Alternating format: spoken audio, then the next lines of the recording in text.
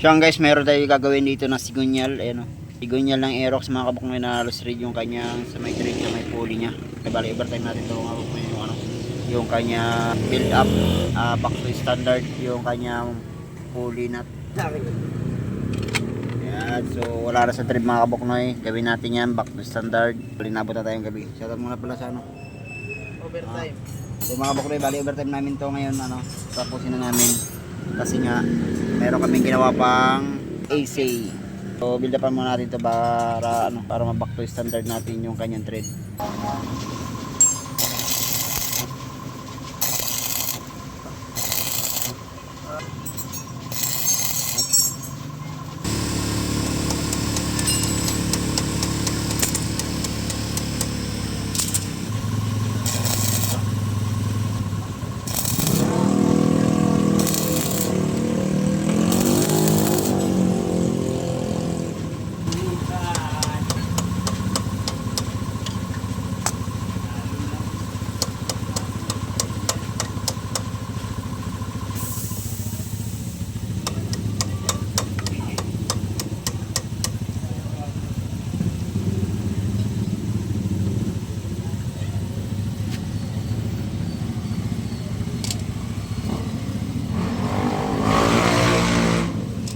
Dapat pala boss, piniktura mo yung boss eh.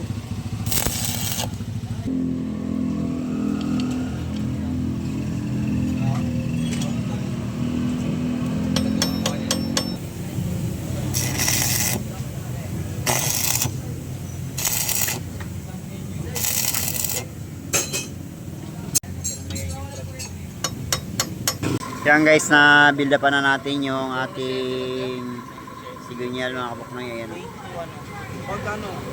Ayan, so igagarin na lang natin yan para masukat natin yung na 12 mm mga kabuknoy para masukat natin ng lagyan natin ng thread. Ayan. So grind lang natin.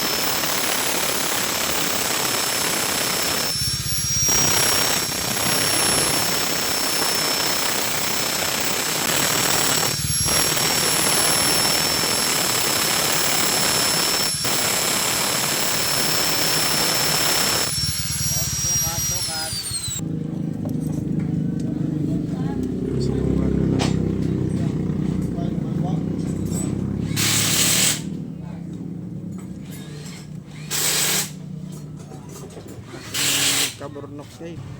Lumipad tayo.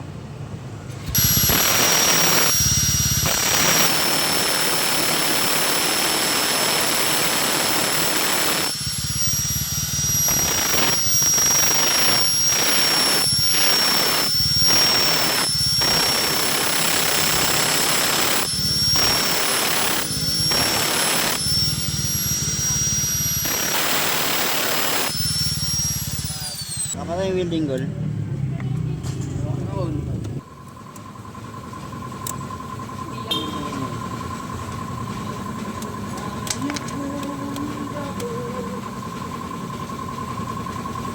Nakaduling sila mo. 17 minutes na. So guys, goods na yung ginawa natin ano, build up, tsaka nag-grind na rin natin na yun. So lalagyan natin ng thread to. Kontra! Ayan. So thread lang ito mga kabuknoy para mabalik standard na yung ating thread sa sigunyal. Ito na yung nut nila. Meron silang baon. Tingnan mo nga dong.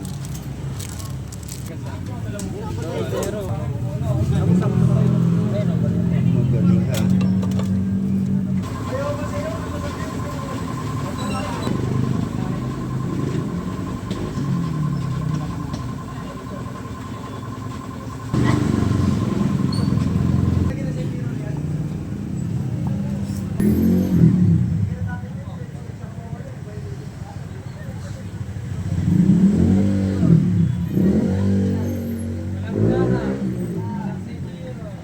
Boss, nananadya ba boss? Kitang-kita sa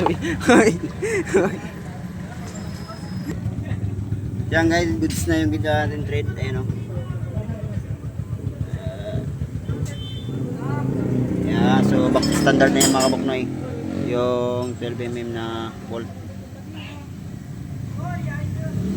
Yun o. Yan.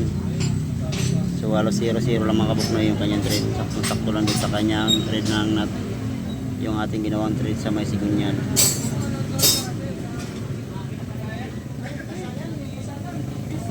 So yan guys, mayroon pa tayo gagawin dyan para mas matibay yung thread natin na ginawa dun sa kanyang sigunyal. Nagka-fried rice po siya.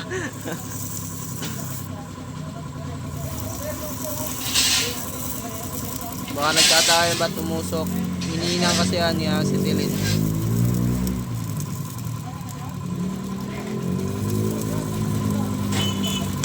Nagpa-fried rice siya. Yan guys, yan ang sikreto. Ayan o. So lagyan natin na kasi binaga ko ng ano yan. Binabaga ko para ilagyan natin subo. So lagyan natin ng used oil. Ayan o. Para mas matibay, mas makunat yung ating thread. Yan guys, bali ano na to. Linisin na natin, palamigin natin. Saka ibabalik yung kanyang pulley. Ayan.